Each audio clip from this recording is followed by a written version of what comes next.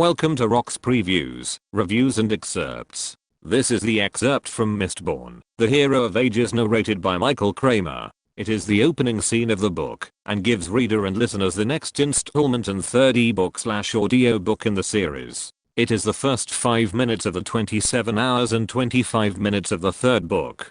Point of view, Fatron. The scene begins some months after Vin had freed Ruin from his confinement within the well. Ruin's wicked horde of Colossus and the Killing Mists have wreaked havoc on Fatron and his town, which is one of many. They are hailed by a lone rider as they prepare for death, having received word of an incoming 10,000 Carlos army. This rider reveals himself to be an allomancer, claiming to be their emperor, Elend Venture. At first, Fatron believes Elend is lying about his identity. Elend does not attempt to take control of the village, instead allowing the people to believe Fatron had requested his assistance. Two armies are approaching the village, but they will not arrive in time to stop the Carlos, so Elend offers to train the men in Carlos combat, while he still has the opportunity. The Carlos army approaches, laying up camp a short distance from the town's bulwark. Instead of mounting it as a defensive gambit, Elend persuades the town to join him in charging the Carlos camp, while they are exhausted from marching. Elend leads the assault alone at first, but Fatron and eventually the townspeople soon join him.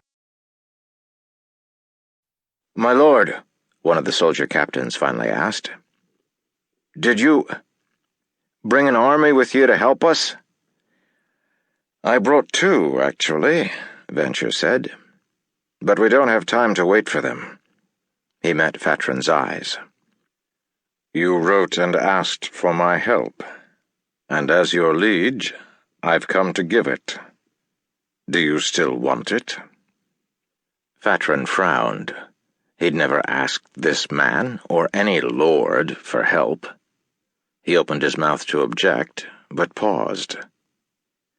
"He'll let me pretend that I sent for him," Fatron thought. "Act like this was part of the plan all along. I could give up rule here without looking like a failure. We're going to die, but looking into this man's eyes, I can almost believe that we have a chance." "I didn't expect you to come alone, my lord," Fatron found himself saying. "I was surprised to see you." Venture nodded. "That is understandable. Come, let's talk tactics while your soldiers gather." "Very well," Fatron said. As he stepped forward, however, Druffle caught his arm. "What are you doing?" his brother hissed. "You sent for this man? I don't believe it." "Gather the soldiers, Druff," Fatron said. Druffle stood for a moment, then swore quietly and stalked away. He didn't look like he had any intention of gathering the soldiers, so Fatron waved for two of his captains to do it.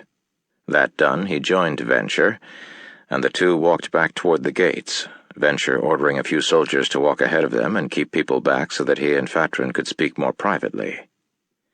Ash continued to fall from the sky, dusting the street black, clustering atop the city's stooped one-story buildings. "Who are you?" Fatron asked quietly.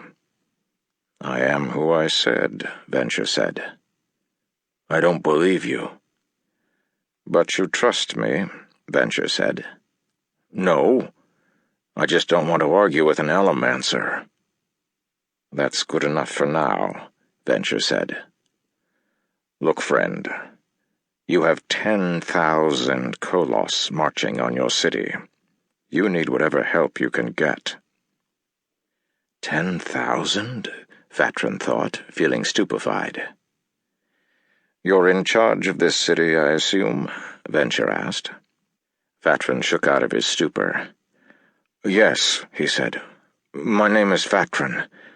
"All right, Lord Fatron, "I'm no lord," Fatron said. "Well, you just became one," Venture said. "You can choose a surname later. Now, before we continue, you need to know my conditions for helping you." "What kind of conditions?" "The non-negotiable kind," Venture said. "If we win, you'll swear fealty to me." Fatron frowned, stopping in the street. Ash fell around him. So that's it. You saunter in before a fight, claiming to be some high lord so you can take credit for our victory? Why should I swear fealty to a man I only met a few minutes before? Because if you don't, Venture said quietly, I'll just take command anyway. Then he continued to walk. Fatrin stood for a moment. Then he rushed forward and caught up to Venture. Oh, I see. Even if we survive this battle, we'll end up ruled by a tyrant. Yes, Venture said.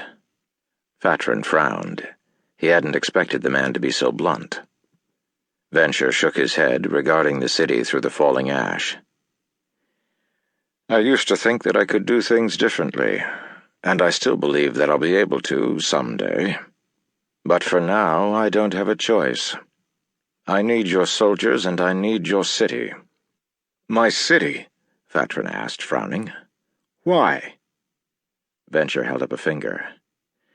We have to survive this battle first, he said. We'll get to other things later. Fatrin paused and was surprised to realize that he did trust. Mistborn: The Hero of Ages, The Mistborn Saga Book 3 by author Brandon Sanderson, narrator by Michael Kramer and publisher Macmillan Audio, with another book excerpt. This has been Rock's Book Previews, Reviews, and Excerpts. Don't forget to like, share, and subscribe if you enjoyed the video. Please utilize the links in the description to read or listen to this book if this has piqued your interest. Both these things help the channel and allow me to put out more videos. Thank you for staying all the way through, and see you next time through the wormhole.